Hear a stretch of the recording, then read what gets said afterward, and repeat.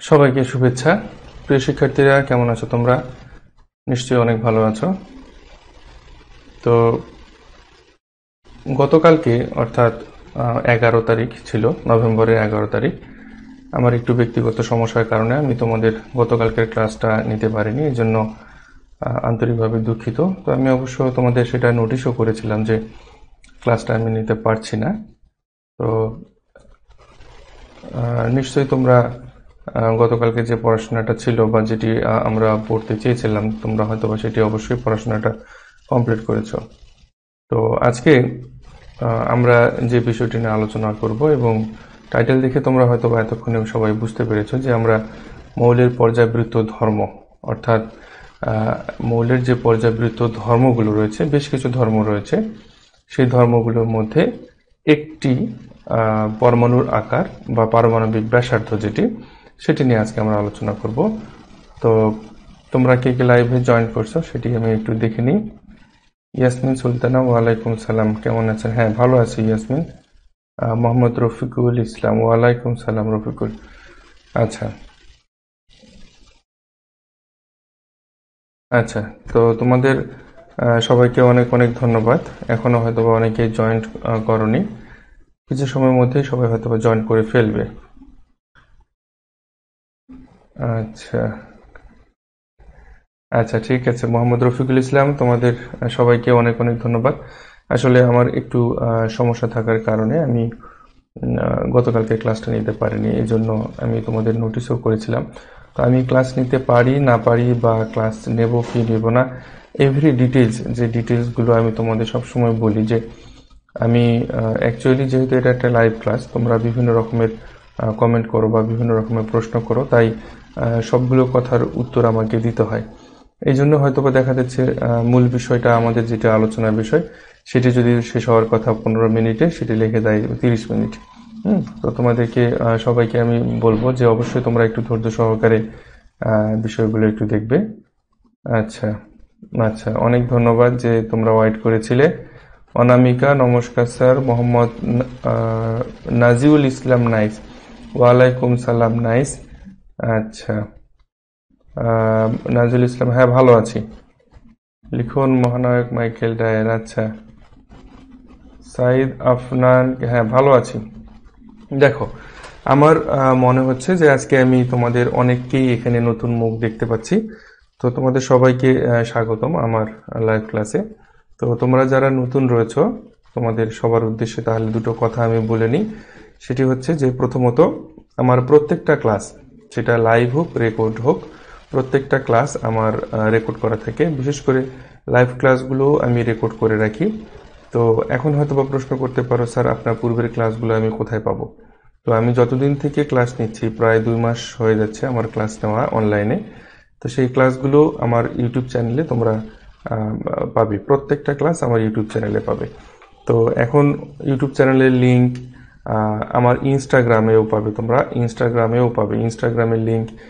তারপর Facebook page, যেই Facebook page থেকে আমি লাইভ করি রেগুলার, সবগুলোর ডিটেলস আমি তোমাদেরকে কমেন্টে দিয়ে দিচ্ছি।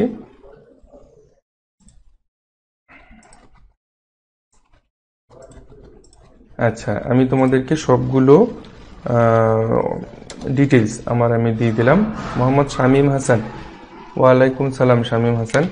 আচ্ছা, তোমরা যারা নতুন রয়েছো, দেখো আমি একটা লিঙ্ক দিয়েছি, এই লিঙ্কে গেলে তোমরা YouTube channel, Facebook page, Facebook group, every details, সব কিছু, মানে যত যা লাগে অনলাইনে, যা যা লাগে সব কিছু তোমরা পাবে। আচ্ছা, আরও কিছু কথা বলে নিই, তোমরা যারা নতুন রয়েছে তোমাদের সবার জন্য। সেটি হচ্ছে যে আমি সাধারণত তোমাদের ফার্স্ট ইয়ারদের জন্য, অর্থাৎ ইন্টারমিডিয়েট কেমিস্ট্রি ফার্স্ট পার্টটা আপাতত আমি তোমাদের প্রত্যেক দিন লাইভ করছি, এবং লাইভগুলো কবে, কখন, কোন সময় করা হবে, এগুলো সব কিছু আমার ফেসবুক গ্রুপ এবং ফেসবুক পেজ থেকে নোটিশ করা হয়। তো অর্থাৎ এক কথা যদি বলা হয় যে আগামীকালকে ক্লাস হবে কিনা, সেটারও নোটিশ আমি করব, এবং যদি ক্লাস হয় সেটা কোন সময় ক্লাস হবে সেই নোটিশটাও আমি তোমাদেরকে আমার পেজ এবং গ্রুপ থেকে আমি নোটিশটা করব। আর ইয়াসমিন সুলতানা কি বলছো, আপনি লিংক দেওয়ার আগেই কেন লিংক চলে আসে? আচ্ছা, একটা বিষয় তোমাদেরকে আমি আপডেট নিউজ দিই, সেটা হচ্ছে যে ফেসবুক তাদের সিস্টেম আপগ্রেশন করছে, ফেসবুক তাদের সিস্টেম আপগ্রেশন করছে, যার কারণে ইন্টারফেস চেঞ্জ হচ্ছে। অর্থাৎ ফেসবুকের অনেক রকমের ফাংশন রয়েছে, যে ফাংশনগুলো ফেসবুক আপগ্রেড করছে। তো আগামী জানুয়ারি থেকে তাদের এই আপগ্রেডেশনটা কার্যক্রমটা অ্যাক্টিভেট হবে এবং এই বর্তমানে নভেম্বর মাস এবং ডিসেম্বর মাস এই পুরো সময়টা ফেসবুকের আপগ্রেডেশন কাজটা চলবে।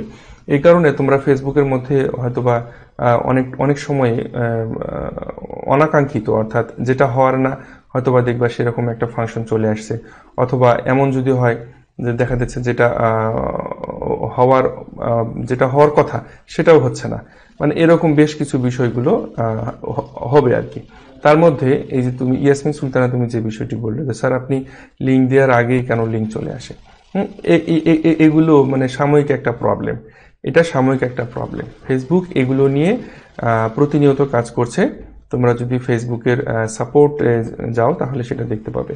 তো যাই হোক, তো আমরা যেটি বলছিলাম যে যারা নতুন রয়েছে তারা এই ফার্স্ট ইয়ারদের ফার্স্ট পার্টটা, কেমিস্ট্রি ফার্স্ট পার্টটা আমি রেগুলার লাইভ ক্লাস করছি, এবং সাধারণত এখন আমি রাত্রিবেলায় লাইভটা করছি 8টা বা 8:30 এরকম সময়। আর অ্যাকচুয়ালি আমি যে কথাগুলো বলছি এটা যেমন ঠিক, এবং তার উপরে বড় কথা হচ্ছে আমি পেজ থেকে যে নোটিশটা করব সেটাই ফাইনাল। ঠিক আছে, এমন হতে পারে যে কোনো কারণে আমি তোমাদের কালকে সকাল 10টায় ক্লাস দিতে পারি, লাইভ করতে পারি, তো সেটা সম্পূর্ণরূপে নির্ভর করবে আমার নোটিশের উপর। এই জন্য তোমরা অবশ্যই ফেসবুক পেজ থেকে আমার নোটিশটাকে ফলো করবে। ঠিক আছে, যদিও বা আমি পেজ এবং গ্রুপ দুই জায়গাতেই নোটিশগুলো দিয়ে থাকি, তারপরেও পেজ এবং গ্রুপ দুই জায়গাতেই তোমরা ফলো করবে। আচ্ছা, আর সেকেন্ড ইয়ার তোমাদের যাদের সিনিয়র বড় ভাই বোন রয়েছে তাদের জন্য আমি রেকর্ডকৃত ক্লাস সেকেন্ড পার্টটা স্টেপ বাই স্টেপ ধাপে ধাপে প্রত্যেক দিন ক্লাসগুলো দেওয়ার চেষ্টা করছি। আমি পারতপক্ষে চেষ্টা করছি প্রত্যেক দিনই ক্লাসগুলো দেওয়ার জন্য। তোমাদের লাইফটা একটা, সেকেন্ড পার্টটার জন্য একটা করে ক্লাস, অথবা যদি সম্ভব হয় দুটো করে ক্লাস দেওয়ার আমি চেষ্টা করছি, রেকর্ডেড ক্লাস। তো এই হচ্ছে বিষয়বস্তু, যারা তোমরা নতুন রয়েছে তোমাদের সকলের জন্য আমার এই ইনফরমেশনগুলো। আচ্ছা, এখন আমরা আজকের আলোচনায় ফিরবো। আজকে আমাদের যেটি আলোচনার বিষয়বস্তু সেটি হচ্ছে আমাদের মৌলের পর্যায়বৃত্ত ধর্ম। এই মৌলের পর্যায়বৃত্ত ধর্ম এবং রাসায়নিক বন্ধন যে অধ্যায়টা আমরা পড়ছি, সেই অধ্যায়টার মধ্যে একটা অংশ হচ্ছে মৌলের পর্যায়বৃত্ত ধর্ম। সেই মৌলের পর্যায়বৃত্ত ধর্ম পড়ার পূর্বে পর্যায় সারণী সম্পর্কে আমরা বেশ কিছু ধারণা বা জ্ঞান অর্জন করেছি, যেটা আমাদের সিলেবাসের মধ্যেই রয়েছে। তো সেইটুকু অংশ পড়ার পরে আমরা আজকে আলোচনা করব মৌলের পর্যায়বৃত্ত ধর্ম, এই টপিকসটি। তো এই টপিকসের মধ্যে মৌলের পর্যায়বৃত্ত ধর্ম অ্যাকচুয়ালি একটা বিষয় না, এখানে অনেকগুলো বিষয় রয়েছে মৌলের পর্যায়বৃত্ত ধর্মের মধ্যে। তো আমরা পর্যায়ক্রমে সবগুলো ধীরে ধীরে জানতে পারবো। ঠিক আছে, আচ্ছা, এখন তোমাদের কাছে একটা বিষয় আমার যেটা বলা থাকবে, বা বরাবরই আমি বলি, প্রত্যেক দিনই বলতে হয় আসলে কথাগুলো, সেটা হচ্ছে তোমরা তোমাদের নিজেদের মধ্যে পার্সোনালি কোনো কথা থাকলে সেটা এই কমেন্টে এখানে কমেন্ট করো না, কারণ কমেন্ট বক্সটা বা কমেন্টের লেভেলটা, লিস্টটা অনেক বড় হয়ে যাচ্ছে। পার্সোনালি কমেন্ট থাকলে তোমরা পার্সোনালি মেসেজ করে সেগুলো কথা বলবে। এখানে কমেন্ট করবে শুধুমাত্র তোমাদের আমার কেমিস্ট্রি ক্লাস রিলেটেড, এবং ক্লাস রিলেটেড কোনো প্রবলেম যদি তোমাদের থাকে সেই সমস্ত বিষয়গুলো তোমরা এখানে কমেন্ট করবে। এটা তোমাদের কাছে একটা রিকোয়েস্টের মতোই বলতে পারো, কারণ এই কমেন্ট বক্সটা যদি লিস্ট অনেক বড় হয়ে যায় সেক্ষেত্রে অনেকেরই প্রয়োজনীয় কমেন্টগুলো খুঁজে পেতে সমস্যা হয়। ঠিক আছে, তো যাই হোক, আজকে আমরা আমাদের যে নির্ধারিত যে টপিকস, সেই টপিকসে আমরা এখন মুভ করি, অর্থাৎ মৌলের পর্যায়বৃত্ত ধর্ম কি এবং মৌলের পর্যায়বৃত্ত ধর্মগুলো কি কি। তার মধ্যে প্রথম যে মৌলের পর্যায়বৃত্ত ধর্ম রয়েছে সেটি হচ্ছে আমাদের পরমাণুর আকার বা পারমাণবিক ব্যাসার্ধ। তো সেই বিষয়টি নিয়ে আমরা আলোচনা করব। চলো আমরা বোর্ডে যাই।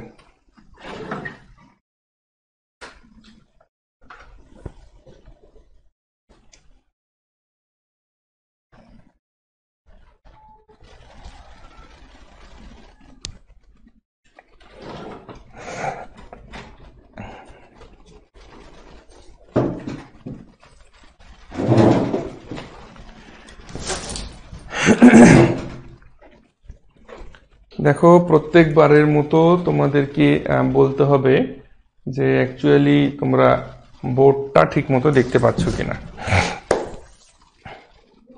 তোমরা বোর্ড ঠিক মতো দেখতে পাচ্ছ কিনা এটা আমাকে বলতে হবে স্যার।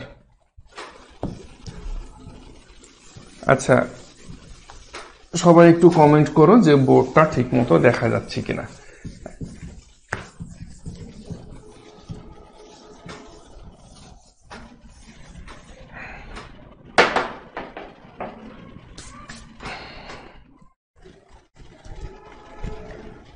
তোমরা সকলে একটু কমেন্ট করে আমাকে জানাও যে অ্যাকচুয়ালি বোর্ডটা ঠিক মতো দেখতে পাচ্ছ কিনা।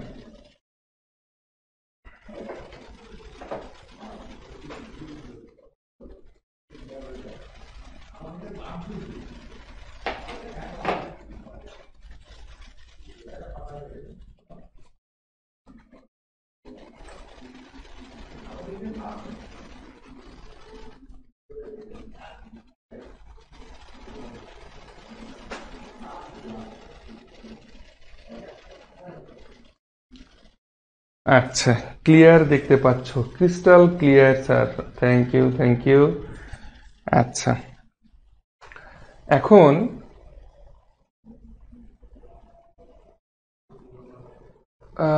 বোর্ডের মধ্যে সবকিছু দেখতে পাচ্ছ যখন, একটু এদিকে আমি ঘুরে নিই। দেখো পর্যায়বৃত্ত ধর্ম বা যেটাকে বলা হচ্ছে মূলত পেরিওডিক প্রপার্টিস, পর্যায়বৃত্ত ধর্ম, যেটার ইংরেজি হচ্ছে পেরিওডিক প্রপার্টিস, ঠিক আছে। তো আচ্ছা, ক্লাসটা শুরুর পূর্বে তোমরা একটু লাইভটাকে শেয়ার করে দিলে সকলের জন্য ভালো হবে আর কি। দেখো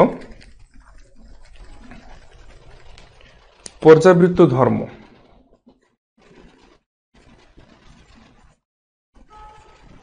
পর্যায়বৃত্ত ধর্ম, যেটার ইংরেজি নাম হচ্ছে পেরিওডিক প্রপার্টিস।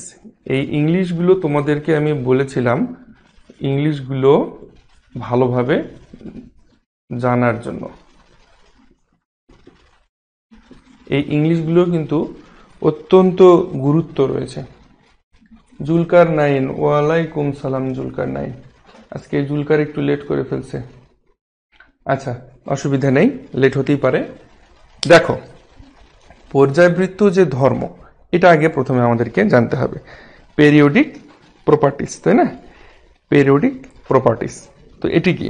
অ্যাকচুয়ালি এটি হচ্ছে যে মৌলসমূহের ভৌত এবং রাসায়নিক যে ধর্মগুলো রয়েছে এদের কি হয় যে সর্ববহিষ্ঠ শক্তি স্তরের ইলেকট্রন বিন্যাসের উপর এরা নির্ভর করে, ঠিক আছে। মৌলসমূহের ভৌত এবং যে রাসায়নিক ধর্মাবলীগুলো রয়েছে এগুলো মৌলের পরমাণুর সর্ববহিষ্ঠ শক্তি স্তরের ইলেকট্রন বিন্যাসের উপর নির্ভর করে।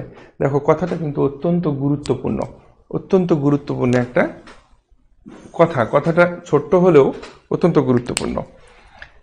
এখন এই যে সর্ববহিষ্ঠ শক্তি স্তরের যে ইলেকট্রন বিন্যাস, এটা কি করবে? পারমাণবিক সংখ্যার সাথে সাথে পরিবর্তন হয়। একটা মৌলের এক একটা মৌলের ক্ষেত্রে এক এক রকম, কারণ পারমাণবিক সংখ্যাটা প্রত্যেকটা মৌলের জন্য কি আলাদা আলাদা, তাই না? আচ্ছা, এখন এই যে পারমাণবিক সংখ্যার সাথে সাথে কি হচ্ছে? পরিবর্তিত হচ্ছে। কি পরিবর্তিত হচ্ছে? মৌলগুলোর ভৌত এবং রাসায়নিক ধর্ম। আচ্ছা, এখন এই যে বিভিন্ন সুনির্দিষ্ট সংখ্যার পর পর আবার একই রকম হয়, একই রকম হয়। লক্ষ্য করে দেখো, পর্যায় সারণী আমাদের জানতেই হবে। কথার কথা, এটি হচ্ছে 1 2 3 4, ধরে নিলাম এখান থেকে পর্যায় সারণী শেষ। এখান থেকে আবার ঘুরে আসলো কত? এখানে 5। তো বিষয়টা হচ্ছে এরকম যে এই যে পর্যায় সারণীর পারমাণবিক সংখ্যা 1 2 3 4 5, এটা একটা পর্যায় সারণী আমি ধরে নিলাম।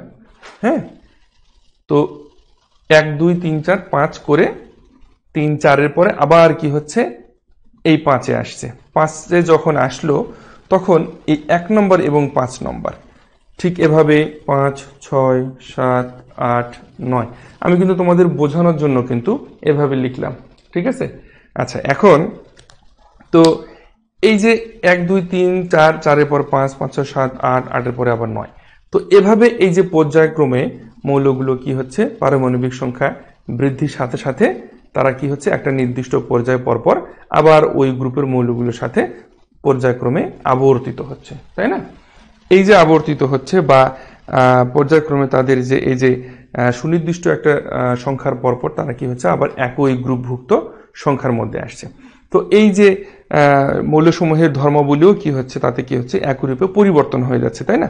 এই গ্রুপের মৌলগুলো যে ধর্ম, এই গ্রুপের মৌলগুলোর ধর্ম তার থেকে সম্পূর্ণ আলাদা, আবার এই গ্রুপের মৌলগুলোর ধর্ম তার থেকে এই গ্রুপের থেকে আলাদা। মানে প্রত্যেকটা মৌল গ্রুপের মৌলগুলো প্রত্যেকটা গ্রুপের মৌলগুলো থেকে ধর্মের দিক দিয়ে আলাদা, ধর্মের দিক দিয়ে, বৈশিষ্ট্যের দিক দিয়ে, সবকিছু দিক দিয়ে আলাদা হয়। তো এখন আমরা পর্যায়বৃত্ত ধর্মটার যে ফাইনাল যে ডেফিনেশনটা আসতেছে, সেটাতে আমরা কি বলতে পারি, যে একটা নির্দিষ্ট পারমাণবিক সংখ্যার পরপর মৌলসমূহের ধর্মের পুনরাবৃত্তিকে পর্যায়বৃত্তিক ধর্ম বলা হয়। লক্ষ্য করে দেখো, একটা নির্দিষ্ট পারমাণবিক সংখ্যার পরপর, এখান থেকে 4 পর্যন্ত, তারপরে আবার আসতেছে 5 এখানে এই গ্রুপের মধ্যে, আবার 8, তারপরে আসতেছে 9। এটা আমি এক্সাম্পল, আবার বলছি, এটা আমি এক্সাম্পলের জন্য এভাবে লিখলাম। তো পর্যায় সারণী এটা পুরোটা যদি তোমরা কল্পনা করো বা বই তোমাদের কাছে যদি থাকে, তাহলে লক্ষ্য করবে তোমরা যে একটা নির্দিষ্ট পারমাণবিক সংখ্যার পরপর মৌলগুলোর ধর্মের পুনরাবৃত্তিকে কি বলা হচ্ছে, পর্যায়বৃত্তিক ধর্ম বলা হচ্ছে, যেটা আমাদের আজকের আলোচনার বিষয়। তাহলে নিশ্চয়ই তোমরা বুঝতে পেরেছো, আমার মনে হয় এটা তোমাদের কাছে তেমন একটা প্রবলেম হবে না। আর এখন এই যে পর্যায়বৃত্ত ধর্মের মধ্যে বেশ কিছু উল্লেখযোগ্য ধর্ম আমাদের রয়েছে, বেশ কিছু উল্লেখযোগ্য ধর্ম রয়েছে। সেই ধর্মগুলা কি কি দেখো, সেই ধর্মগুলো আমরা কি কি লিখি। প্রথম ধর্ম হচ্ছে আমাদের গলনাঙ্ক ও স্ফুটনাঙ্ক।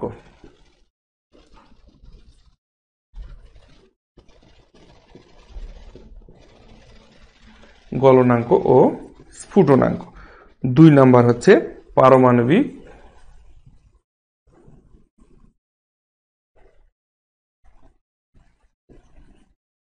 ব্যাসার্ধ। 3 নাম্বার হচ্ছে আমাদের আয়নিক ব্যাসার্ধ।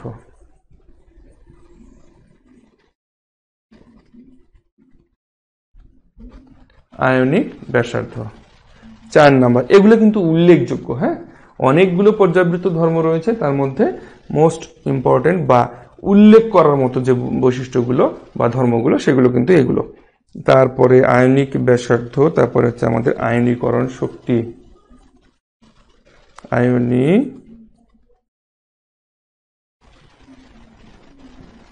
আয়নীকরণ শক্তি। 5 নম্বর হচ্ছে আমাদের ইলেকট্রন আসক্তি।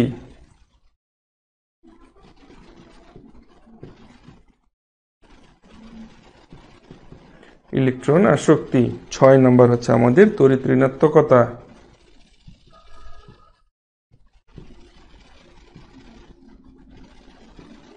তড়িৎ ঋণাত্মকতা। 7 নম্বর হচ্ছে আমাদের ধাতব এবং অধাতব ধর্ম। ধাতব ও অধাতব ধর্ম, এগুলো কিন্তু উল্লেখযোগ্য। এছাড়াও আরো বেশ কিছু ধর্ম রয়েছে, যে ধর্মগুলো নিয়েও আমরা পরবর্তীতে আলোচনা করব। এখন আজকে যেটা আমাদের আলোচনার বিষয়, সেটি মূলত তোমরা দেখতে পাচ্ছ টাইটেলে, সেটি হচ্ছে আমাদের এই যে গলনাঙ্ক স্ফুটনাঙ্কটা নিয়েও আমরা আলোচনা করব। পারমাণবিক ব্যাসার্ধ, বা যেটাকে আমরা অ্যাকচুয়ালি টাইটেলে দিয়েছি কি, পরমাণুর আকার বা পারমাণবিক আকার, তাই না? আচ্ছা, তোমরা নিশ্চয়ই বুঝতে পারছো যে পরমাণুর আকার বা পারমাণবিক আকার কি। পরমাণুর আকার বা পারমাণবিক আকারটা কি, এটা তোমরা কি ক্লিয়ার না, বলো দেখি। তোমাদের কাছ থেকে একটু কমেন্টে নিই, তোমাদের কি ধারণা আছে। ইয়াসমিন সুলতানা, স্যার লাইভ বড় করে দেখতে পারি না, লেখাগুলো বড় হলে আমার জন্য একটু ভালো হতো, চশমা খুঁজে পাচ্ছি না আজ। আচ্ছা, লেখাগুলো আরো বড় করতে হবে, তাই তো? লেখাগুলো আরো বড় করতে হবে। আমি বলে দিই আরেকবার, সেটা হচ্ছে যে 1 নম্বরে হচ্ছে আমাদের গলনাঙ্ক ও স্ফুটনাঙ্ক, 2 নম্বরে হচ্ছে পারমাণবিক ব্যাসার্ধ, বা যেটাকে অ্যাকচুয়ালি পারমাণবিক ব্যাসার্ধের মধ্যে আরো কিছু রয়েছে, তবে সাধারণত পরমাণুর আকারটাকে বলা হয় মূলত পারমাণবিক ব্যাসার্ধ। ঠিক আছে। 3 নম্বরে রয়েছে আমাদের আয়নিক ব্যাসার্ধ, এবং 4 নম্বরে রয়েছে আমাদের আয়নীকরণ শক্তি, যেটাকে আয়নীকরণ বিভবও বলা হয়। ঠিক আছে, আয়নীকরণ বিভবও বলা হয়। 5 নম্বরে রয়েছে আমাদের ইলেকট্রন আসক্তি। 6 নম্বরে রয়েছে আমাদের তড়িৎ ঋণাত্মকতা। 7 নম্বরে রয়েছে আমাদের ধাতব এবং অধাতব ধর্ম। তো প্রথমে আজকে আমরা আলোচনা করব এই 2 নম্বর টপিকসটা নিয়ে। 2 নম্বর টপিকসটা যেটা হচ্ছে আমাদের পরমাণুর আকার তথা পারমাণবিক ব্যাসার্ধ। ঠিক আছে। আচ্ছা, এটা আমি মিশিয়ে দিলাম, এগুলো সব মিশিয়ে দিলাম। আচ্ছা, এই যে পারমাণবিক ব্যাসার্ধ বা পরমাণুর আকার, তো মূলত সাধারণ অর্থে যদি আমরা বলি যে পরমাণুর ব্যাসার্ধ বা পরমাণুর যে ব্যাসার্ধ, সেটা হচ্ছে আমাদের কি, আমরা ম্যাথমেটিক্সও জানি, সেটা হচ্ছে যে নিউক্লিয়াসের কেন্দ্র থেকে ইলেকট্রনের বহিস্থ শেল পর্যন্ত দূরত্বকে বোঝায়। এটি হচ্ছে আমাদের পারমাণবিক ব্যাসার্ধ বা পরমাণুর ব্যাসার্ধ। কিন্তু এখানে যৌগে বা যে কোনো গ্যাসীয় মৌলের ক্ষেত্রে সংশ্লিষ্ট পরমাণুর দুটি মধ্যস্থ আন্তঃনিউক্লিয়ার দূরত্ব নির্ণয় করা হয়। এই আন্তঃনিউক্লিয়ার দূরত্বকে, এবং যে দূরত্বটা নির্ণয় করা হচ্ছে, এটাকে পরমাণুর ব্যাসার্ধ হিসাব করে বের করা হয়। আচ্ছা, এখন মৌলের বন্ধন প্রকৃতির উপর ভিত্তি করে পরমাণুর আকার তথা পারমাণবিক ব্যাসার্ধকে 3 ভাগে ভাগ করা হয়। মৌলের বন্ধন প্রকৃতির উপর ভিত্তি করে পরমাণুর যে ব্যাসার্ধ বা পারমাণবিক যে ব্যাসার্ধ রয়েছে, সেটাকে মূলত 3 ভাগে ভাগ করা হয়। 1 নম্বর হচ্ছে সমযোজী ব্যাসার্ধ, 2 নম্বর হচ্ছে ধাতব ব্যাসার্ধ, এবং 3 নম্বর হচ্ছে আমাদের ভ্যান ডার ওয়ালস ব্যাসার্ধ।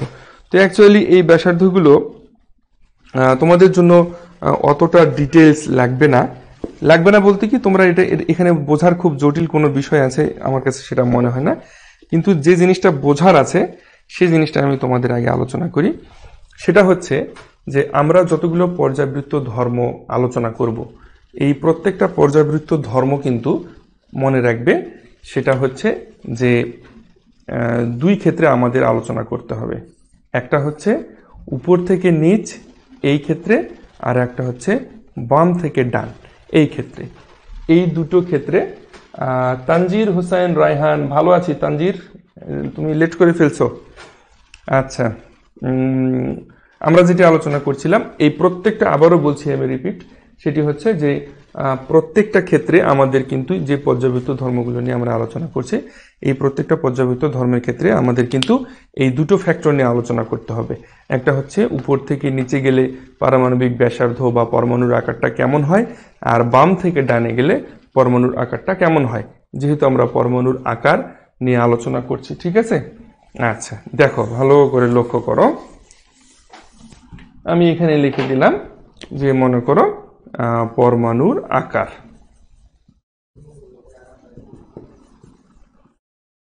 ইয়াসমিন নাকি দেখতে পাচ্ছ না? ইয়াসমিনের জন্য এবার বড় করে লিখলাম। আচ্ছা, এখানে আমাদের দুটো ফ্যাক্টর সবসময়ের জন্য আলোচনা করতে হবে, মনে রাখবে, দুটো ফ্যাক্টর সবসময়ের জন্য আলোচনা করতে হবে প্রত্যেকটা পর্যাবৃত্ত ধর্মের জন্য। একটা হচ্ছে যদি পরমাণুর আকার নিয়ে আমরা আলোচনা করি, তাহলে পরমাণুর আকারটা কি হবে,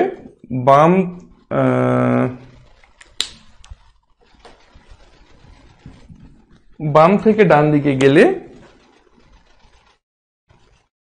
বাম থেকে ডান দিকে গেলে, বাম থেকে ডান দিকে গেলে বাড়ে না কমে, বাম থেকে ডান দিকে গেলে বাড়ে না কমে, কি সেটা? পরমাণুর আকার, যেটা আমরা পর্যাবৃত্ত ধর্ম। ওকে, আর নেক্সট, উপর থেকে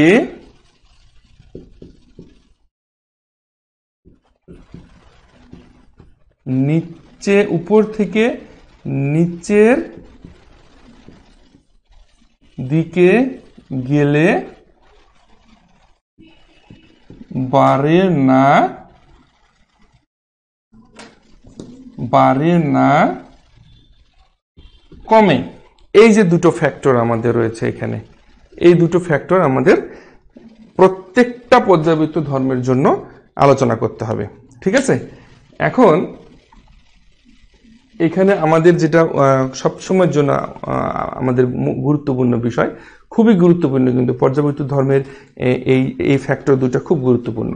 সেটা হচ্ছে প্রত্যেকটার জন্য আমরা যে 7টা আমরা পর্যায়বৃত্ত ধর্ম নিয়ে আলোচনা করলাম, সেগুলো প্রত্যেকটার জন্য এই ফ্যাক্টর দুটো আলোচনা করতে হবে বা আমাদেরকে জানতে হবে। যে সাধারণত পর্যায় সারণীর এখানে লিখে বাম থেকে ডান দিকে গেলে, কিসের বাম থেকে ডান দিকে গেলে, এটা কিন্তু হচ্ছে তোমার পর্যায় সারণীর, হ্যাঁ, পর্যায় সারণীর, পর্যায় সারণীর বাম থেকে ডান দিকে গেলে বাড়ে না কমে কি, সেটা পরমাণুর আকার। আর পর্যায় সারণীর উপর থেকে নিচের দিকে গেলে বাড়ে না কমে কি, সেটা পরমাণুর আকার। যেহেতু আমরা পরমাণুর আকার নিয়ে আলোচনা করছি, তাহলে এই ফ্যাক্টর দুটো আমাদেরকে জানতে হবে। ঠিক আছে, আচ্ছা, এখন তাহলে আমরা এগুলো মিশিয়ে দিই এবং আমাদের যে ফ্যাক্টর দুটো, সেই ফ্যাক্টর দুটো নিয়ে আমরা আলোচনা করি। আচ্ছা, প্রথম যেটা হচ্ছে সেটি হচ্ছে আমাদের যে একই পর্যায়ে পারমাণবিক ব্যাসার্ধের যে পরিবর্তন, একই পর্যায়ে, এটা পর্যায়ের ক্ষেত্রে। এবার আমরা আলোচনা করব পর্যায়ের ক্ষেত্রে, পর্যায়ের ক্ষেত্রে আলোচনা করব।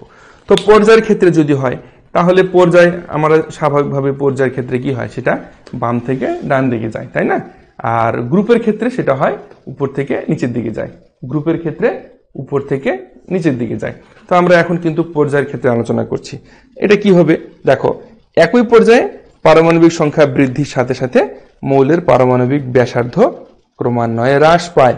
লক্ষ্য করো, একই পর্যায়ে পারমাণবিক সংখ্যা বৃদ্ধির সাথে সাথে, একটা পর্যায়ে যখন পারমাণবিক সংখ্যা বৃদ্ধি হতে থাকবে, তখন মৌলের পারমাণবিক ব্যাসার্ধটা হ্রাস পাবে। আচ্ছা, পারমাণবিক ব্যাসার্ধের এই পরিবর্তন মৌলের কি হয়, ইলেকট্রনিক গঠনের ভিত্তিতে অতি সহজে ব্যাখ্যা করা যায়। সেটা কিভাবে দেখো, 1 আকার বাড়ে, 2 আকার কমে। আচ্ছা, শুভ বিশ্বাস, 1 হচ্ছে আকার বাড়ে, 1 আকার বাড়ে মানে কি শুভ, আর 2 আকার কমে মানে কি? একটু লিখলে একটু ডিটেলসে লিখবা। আচ্ছা দেখো, আমি একটু তোমাদেরকে ভেঙে দিই বিষয়টা। যে পর্যায় সারণী যখন একটা পর্যায়ের বাম থেকে আমরা কি বাম থেকে ডান দিকে যাই, বাম থেকে ডান দিকে গেলে কি হয়, পারমাণবিক সংখ্যা বাড়তে থাকে, তাই না? এখানে যদি বাম থেকে ডান দিকে যাই বা উপর থেকে নিচের দিকে যাই, একই ঘটনা। মনে করো এটা পর্যায় আর এটা শ্রেণী। এটা যদি তোমার 1 হয়, 2 হয়, 3 হয়, 4, 5, 6, 7, 8, 9। আচ্ছা, তো এখন কথা হচ্ছে এই যে পর্যায়ের ক্ষেত্রে 1, 2, 3 করে কি হচ্ছে, পারমাণবিক সংখ্যা বাড়তেছে। আবার গ্রুপের ক্ষেত্রেও যদি চিন্তা করি, এই গ্রুপটার ক্ষেত্রে এখানে 3 পারমাণবিক সংখ্যা যদি হয়, এখানে 6 হচ্ছে, তারপরে আবার 9 হচ্ছে। অর্থাৎ বাম থেকে ডান দিকে যাই আর উপর থেকে নিচের দিকেই যাই, যেদিকেই যাই আমাদের কি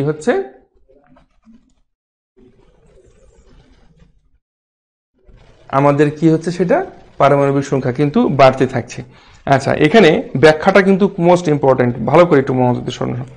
ব্যাখ্যাটা লিখতে হবে এভাবে যে পর্যায় সারণীর একটা পর্যায়ের বাম থেকে যখন আমরা ডান দিকে যাব, তখন পারমাণবিক সংখ্যা বৃদ্ধি পায়। অর্থাৎ কি হয়, মৌলের নিউক্লিয়াসে ক্রমান্বয়ে একটা করে প্রোটন বৃদ্ধি পেতে থাকে। পারমাণবিক সংখ্যা বৃদ্ধি পাওয়ার অর্থ হচ্ছে মৌলের নিউক্লিয়াসে কি হয়, একটা করে প্রোটন সংখ্যা বৃদ্ধি পেতে থাকে এবং বহিস্থ শেলে অনুরূপভাবে ইলেকট্রন সংখ্যাও বৃদ্ধি পেতে থাকে। কিন্তু ইলেকট্রন স্তরের কোনো পরিবর্তন হয় না।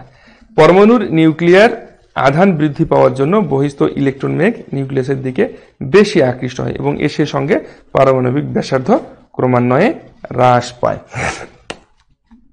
দেখো, এইখানে যদি আমি আলোচনা করি, এটা একটা মৌল। আচ্ছা ঠিক আছে, বুঝলাম, বাম থেকে ডান দিকে গেলে আকার কমে আর উপর থেকে নিচের দিকে গেলে আকার বাড়ে। সে তার ব্যাখ্যাটা আমি তোমাদের একটু আলোচনা করি। ধরে নিলাম এটা একটা মৌল।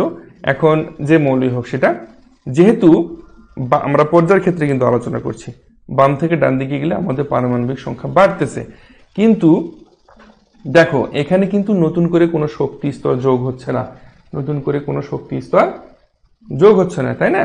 আচ্ছা, কিন্তু কি হচ্ছে, এই যে নিউক্লিয়াস রয়েছে, এই নিউক্লিয়াসের মধ্যে একটা করে প্রোটন সংখ্যা বাড়তেছে, প্লাস একইভাবে এই যে এখানে আমাদের যে ইলেকট্রনগুলো রয়েছে, এই বহিস্থ শেলে ইলেকট্রনের সংখ্যা বাড়তেছে, তাই না?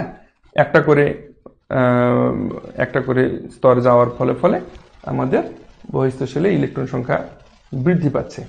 এবং এই যে বহিস্থ শেলে ইলেকট্রন সংখ্যা বৃদ্ধি পাচ্ছে, এই ইলেকট্রন সংখ্যা বৃদ্ধি পাওয়ার ফলে তাদের মধ্যে ইলেকট্রন মেঘের ঘনত্বটা বৃদ্ধি পাচ্ছে। ঠিক আছে, ইলেকট্রন মেঘের ঘনত্বটা যখন বৃদ্ধি পাচ্ছে তখন কি হচ্ছে, এই ইলেকট্রন এবং নিউক্লিয়াসের মধ্যে যে আকর্ষণটা, এই আকর্ষণটা কি হচ্ছে, বৃদ্ধি পাচ্ছে, তাই না? আকর্ষণটা বৃদ্ধি পাওয়ার ফলে তোমার হচ্ছে স্বাভাবিকভাবে কি হচ্ছে, নিউক্লিয়াসের দিকে বেশি আকৃষ্ট হচ্ছে। এটা নিউক্লিয়াসের দিকে ইলেকট্রনটা যখন একটা বৃষ্টি বেশি হচ্ছে, তখন এটা নিউক্লিয়াসের দিকে বেশি আকৃষ্ট হচ্ছে, যার কারণে কি হয়, এই ব্যাসার্ধটা বাড়ার পরিবর্তে ব্যাসার্ধটা আরো চাপতে থাকে, নিউক্লিয়াসের দিকে সেটা চাপতে থাকে। ঠিক আছে, আচ্ছা, এখন আমরা যদি পর্যায়ের গ্রুপের ক্ষেত্রে আলোচনা করি, দেখো গ্রুপ বা শ্রেণী, হ্যাঁ, গ্রুপের ক্ষেত্রে যদি এখন আমরা আলোচনা করি, তাহলে কি হচ্ছে, দেখো গ্রুপের ক্ষেত্রে মানে হচ্ছে আমাদের উপর থেকে নিচ, তাই না? উপর থেকে নিচের দিকে যদি যাই আমরা, সেক্ষেত্রে কি হচ্ছে, এক্ষেত্রেও প্রথম কথা হচ্ছে বা প্রথম শর্তটা হচ্ছে যে পারমাণবিক সংখ্যা বৃদ্ধি পাচ্ছে। কিন্তু পারমাণবিক সংখ্যা বৃদ্ধি পাওয়ার সাথে সাথে এখানে কি হচ্ছে, একটা করে নতুন নতুন শক্তি স্তর বৃদ্ধি পাচ্ছে, তাই না? একটা করে নতুন নতুন শক্তি স্তর বৃদ্ধি পাচ্ছে। তাহলে এটা যদি প্রথম শক্তি স্তর হয়, এটা দ্বিতীয় শক্তি স্তর, এটা তৃতীয় শক্তি স্তর, তাহলে এভাবে এটা যদি প্রথম শক্তি স্তর হয়, তাহলে এটা দ্বিতীয় শক্তি স্তর, আর এভাবে তৃতীয় শক্তি স্তর, এভাবে চতুর্থ শক্তি স্তর। তো যখন এইভাবে শক্তি স্তরগুলো বাড়তে থাকবে, তখন কি হবে, এই নিউক্লিয়াস থেকে শক্তি স্তরের দূরত্বগুলো বাড়তে থাকবে, যার ফলে কি হবে, এর আকারটা, পরমাণুর আকারটা ধীরে ধীরে ধীরে ধীরে ধীরে ধীরে বাড়তে থাকছে, তাই না? এটি হচ্ছে কিন্তু আমাদের গ্রুপের ক্ষেত্রে বা শ্রেণীর ক্ষেত্রে যে ব্যাখ্যা বা বিশ্লেষণটা। আমি আরেকটু তোমাদের যদি বইয়ের ভাষায় বলি, সেটি হচ্ছে যে পর্যায় সারণীর একই শ্রেণীতে অবস্থিত যে মৌলগুলো রয়েছে, সেই মৌলগুলোর পারমাণবিক ব্যাসার্ধ পারমাণবিক সংখ্যা বৃদ্ধির সঙ্গে সঙ্গে উপর থেকে নিচের দিকে ক্রমান্বয়ে বৃদ্ধি পেতে থাকে। পরমাণুর ইলেকট্রন কাঠামোর ভিত্তিতে এই পরিবর্তন ব্যাখ্যা করা যায়। কিভাবে?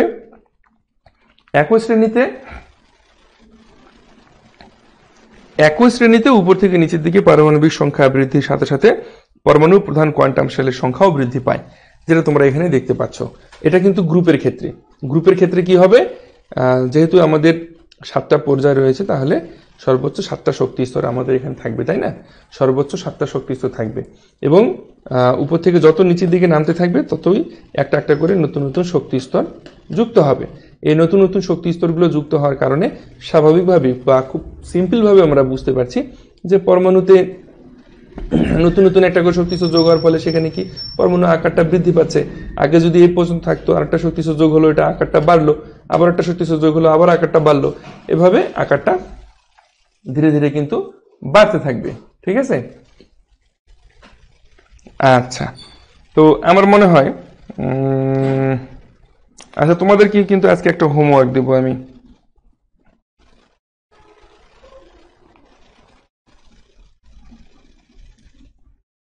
তোমাদেরকে পরমাণুর আকার বা পারমাণবিক ব্যাসার্ধ নিয়ে আজকে আমাদের যেটা টপিক ছিল, আজকে এই পর্যন্তই আমি আলোচনা করব। আর এটার একটা হোমওয়ার্ক তোমাদের জন্য থাকবে। হোমওয়ার্কটা সবাই খাতা কলম দিয়ে লিখে নাও। হোমওয়ার্কটা সকলে খাতা কলম দিয়ে লিখে নাও।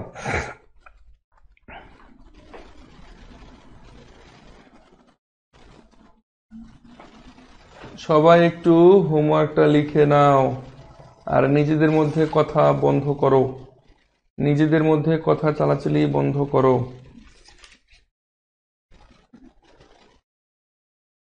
আচ্ছা, হোমওয়ার্কটা হবে এরকম, দেখি এই হোমওয়ার্কটা কিন্তু সবাই তোমরা ছবি তুলেও গ্রুপে পোস্ট করতে পারো, অথবা খাতা লিখেও গ্রুপে পোস্ট করতে পারো, অথবা তোমরা টাইপ করেও গ্রুপে পোস্ট করতে পারো, অ্যাজ ইউর উইশ, তোমাদের যা ইচ্ছা। আর তোমরা কিন্তু গ্রুপটা ভুল করে কিন্তু আরেকটা গ্রুপে পোস্ট করো সবাই। আমাদের যেটা গ্রুপ সেটা কিন্তু free chemistry live class group. এই গ্রুপটা আমি তোমাদের জন্য ওপেন করে দিছি। আর এই গ্রুপটা কিন্তু তোমরা সরাসরি পোস্ট করতে পারবে, এখানে আমার কোনো অ্যাপ্রুভাল লাগবে না, ঠিক আছে? আচ্ছা, হোমওয়ার্কটা সবাই লিখে নাও। এই পর্যাবৃত্ত ধর্ম যে পরমাণু আকার বা পারমাণবিক ব্যাসার্ধ, এটার উপর ভিত্তি করে কিন্তু হোমওয়ার্কটা, হ্যাঁ? যেমন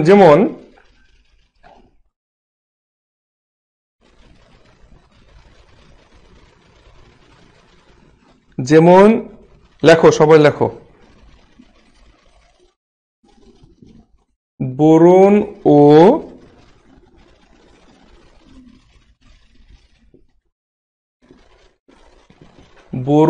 ও অক্সিজেন এর ক্ষেত্রে এবং বোরন ও অক্সিজেন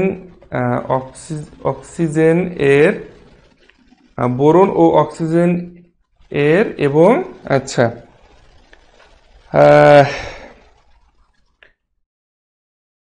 এবং ফ্লোরিন ও আয়োডিন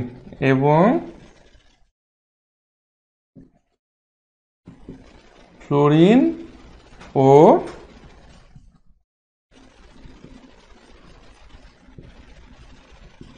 আয়োডিনের, বোরন ও অক্সিজেন এর এবং ফ্লোরিন ও আয়োডিনের ক্ষেত্রে পারমাণবিক ব্যাসার্ধের ক্ষেত্রে পরমাণুর আকার বা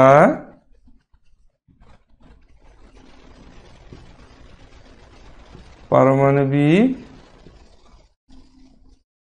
ব্যাসার্ধের কিরূপ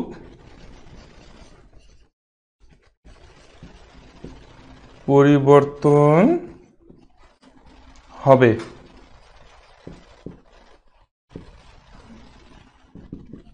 ব্যাখ্যা করো। আচ্ছা, আজকের ক্লাসটা এ পর্যন্তই। আজকের ক্লাসে আর নতুন কোনো টপিকস নিয়ে আমরা আলোচনা করব না। আগামী ক্লাসে, অর্থাৎ আগামীকালকে শুক্রবার, তাই না? হ্যাঁ, আগামীকালকে শুক্রবার, আগামীকালকেও তোমাদের ক্লাস হবে। আমি নোটিশ করে দেবো, আগামীকালকেও তোমাদের ক্লাস হবে। শুক্রবার হলেও আমরা একটা বিষয় হচ্ছে কি, যে আমি একটা জিনিসে বিশ্বাস করি, সেটা হচ্ছে যে একবারে 10 ঘন্টা পড়ার থেকে প্রতিদিন 2 ঘন্টা করে পড়া অনেক ভালো। 7 দিন পরে পড়তে বসলে একবারে 10 ঘন্টা পড়লে, এটার থেকে 7 দিনই পড়ো, 1 ঘন্টা 2 ঘন্টা করে পড়ো, সেটা আমার কাছে বেটার মনে হয় বা বেস্ট। এটা ব্যক্তিগত আমার মতামত। তো এই কারণে আমি তোমাদের ক্লাসগুলো প্রতিদিন নেব এবং প্রতিদিন অল্প অল্প করে পড়াবো, ঠিক আছে? প্রতিদিন অল্প অল্প করে পড়াবো, তাহলে দেখবে মাস শেষে তোমাদের অনেকগুলো পড়া হয়ে যাবে। তোমরা অবাক হয়ে যাবে 1 মাস পরে নিজেদের অগ্রগতিটা তোমরা একটু চিন্তা করে দেখবে যে তোমাদের আগের থেকে ডেভেলপমেন্টটা অনেক বেশি ভালো হবে। আচ্ছা, ইয়াসমিন সুলতানা, হোমওয়ার্কটা কি আজকে দেবো না কালকে দিলে হবে? তুমি হোমওয়ার্কটা আজকেই দাও, আর যখনই দাও সেটা অবশ্যই গ্রুপে দিবে। এটা শুধু ইয়াসমিনের জন্য বলছি না, এটা তোমাদের সবার জন্য বলছি, যে হোমওয়ার্কটা তোমরা গ্রুপে পোস্ট করবে। সকলেই যে যেটাই লেখো, ভুল লেখো, শুদ্ধ লেখো, যে যেটাই লেখো, তোমরা অবশ্যই এটা গ্রুপে পোস্ট করবে। আর কোন গ্রুপ? সেটা গ্রুপ কিন্তু আমার একটাই, সেটা হচ্ছে ফ্রি কেমিস্ট্রি লাইভ ক্লাস। এইটা হচ্ছে আমার গ্রুপ। এখানে আমি তোমাদের জন্য ওপেন করে দিয়েছি তোমাদের সব রকমের প্রশ্ন, মতামত, অ্যান্সার, এভরি ডিটেলস তোমরা ওখানে গ্রুপে যে রুলসগুলো রয়েছে সেই রুলসগুলো মেনে তোমরা অবশ্যই গ্রুপে পোস্ট করতে পারো, এবং সেই পোস্টে কোনো অ্যাপ্রুভাল লাগবে না, আমার কোনো অ্যাপ্রুভাল লাগবে না, ডিরেক্ট পোস্ট হয়ে যাবে। ওকে? আচ্ছা, এখন আগামীকালকে আমরা পর্যাবৃত্ত ধর্মর যে ধর্মগুলো রয়েছে সেই ধর্মগুলো কিন্তু আমরা আশা করছি কালকে সবগুলো ধর্ম নিয়ে আলোচনা করা সম্ভব হবে, কারণ এইটা হচ্ছে আমাদের মেইন থিম। পরমাণুর আকার বা পারমাণবিক ব্যাসার্ধর এই যে থিমটা, এই থিমটা যদি তোমরা ক্লিয়ার হয়ে যাও, তাহলে আমার মনে হয় যে বাকি যতগুলো পর্যাবৃত্ত ধর্ম রয়েছে সেটা তোমাদের কাছে মানে একদম খুব সিম্পল, ঠিক আছে? আচ্ছা, তো তোমাদের যদি কোনো কিছু জানার থাকে বা জিজ্ঞাসা করার থাকে তোমরা কমেন্টে আমাকে বলতে পারো। ক্লাসটা আমি শেষ করে দেবো আজকের, আর আগামীকালকেও ক্লাস হবে, এটা হচ্ছে মূল বিষয়। তোমাদের যদি কোনো কিছু বলার বা জানার থাকে সেটা তোমরা পোস্ট করতে পারো, কমেন্ট করো আমাকে।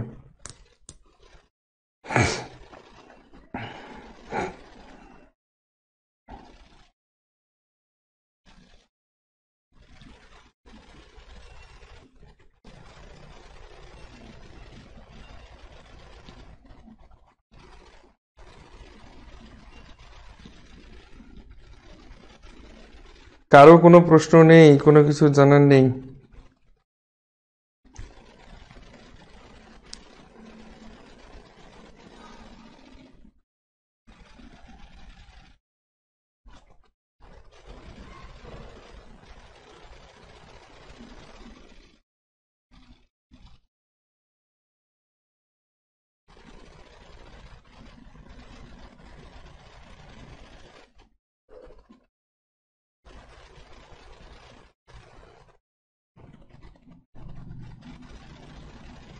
হ্যাঁ হ্যাঁ, আগামীকালকেও এই সময়ে ক্লাস হবে, 8:30 থেকে ক্লাস হবে।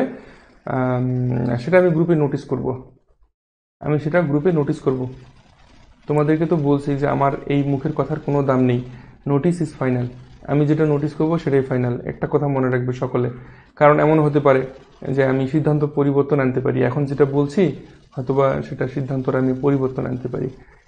যে সিদ্ধান্তই আমি নিই না কেন সেটা নোটিশ আকারে যেটা আমি পোস্ট করব সেটাই হচ্ছে ফাইনাল ডিসিশন বা ফাইনাল সিদ্ধান্ত। এই জন্য তোমাদের কাছে সবসময়ের জন্য একটা কথা আমি বলি যে তোমরা আমার ফেসবুক পেজ এবং ফেসবুক গ্রুপ এই দুটাতে একটু অ্যাক্টিভ থেকো, ঠিক আছে? এইটাতে একটু অ্যাক্টিভ থেকো।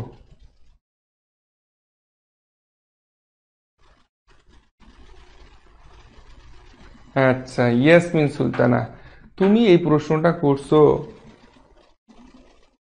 আচ্ছা, জুলকার নাইন বলছো হাইব্রিডাইজেশনটা একটু বুঝাই দিবেন? হ্যাঁ হ্যাঁ হ্যাঁ, জুলকার নাইন, দেখো আমি তোমাদেরকে সব কিছু পড়ানোর নিয়তে কিন্তু আমি তোমাদের আসছি, আমি লাইভ ক্লাসগুলো নেই। এইটা হাইব্রিডাইজেশনটা যখন আমাদের আলোচনায় আসবে তখন তোমার যে যে প্রবলেমগুলো আছে বা যে যে বিষয়গুলো তোমার বুঝতে সমস্যা আছে সে বিষয়গুলো আমরা ক্লাস যখন আলোচনা করব তাহলে কি হয়, যে টপিকসটা যে সময় আলোচনা করা হয় সেই টপিকসটা নিয়ে সেই সময় আলোচনা করলে সবার জন্য বেস্ট হয়, ঠিক আছে? এখন হাইব্রিডাইজেশন আলোচনা করার বিষয় না, যখন যেটা বিষয় আসবে টপিকস আসবে তখন সেটা বিষয় নিয়ে আমরা আলোচনা করব। তোমাদের যত সমস্যায় থাকবে সেই সমস্যাগুলো আমাকে বলবে, আমি সর্বোচ্চ তোমাদেরকে বুঝিয়ে দেওয়ার চেষ্টা করব। ওকে? আচ্ছা, এখন ইয়াসমিন যেটা বলছো এটা উত্তর দিই। এটা আমাদের সিলেবাসের বাইরেও বলা যাবে না, ভিতরেও বলা যাবে না, কিন্তু এই জিনিসটা জানা উচিত। ইয়াসমিন সুলতানা যেটা বলছে তোমরা যদি জেনে থাকো তোমরা জানো, আর না হলে আমি উত্তর দিয়ে দিচ্ছি। সেটা হচ্ছে যে ভৌত ধর্ম মানে হচ্ছে, দেখো সাধারণভাবে রসায়নে দু ধরনের ধর্ম আলোচনা করা হয়, একটা হচ্ছে ভৌত ধর্ম আর একটা হচ্ছে রাসায়নিক ধর্ম। তো ভৌত ধর্মগুলো হচ্ছে সেই ধর্ম যে ধর্মগুলো একটা পদার্থ বা মৌল বা যৌগ তার বাহ্যিক দিক বিবেচনায় চিন্তা করা হয় বা বাহ্যিক বৈশিষ্ট্য যেগুলো সেগুলোকে বলা হয় ভৌত ধর্ম। যেমন আমরা যদি চিন্তা করি, যে কোনো একটা পদার্থ কথা চিন্তা করি, যেমন মনে করো কার্বনের কথা চিন্তা করি। কার্বন, এই কার্বনটা হচ্ছে কি কয়লা, কাঠ কয়লা বা কাঠ কয়লা হতে পারে, বা যেমন গ্রাফাইট, আমরা যে রুল দিয়ে লিখি সেই রুলের যে মাথায় যেটা থাকে গ্রাফাইট, সেটাও কার্বন। তো অ্যাকচুয়ালি কার্বনটার ভৌত ধর্ম কি, এটা দেখতে কালো, হ্যাঁ, এর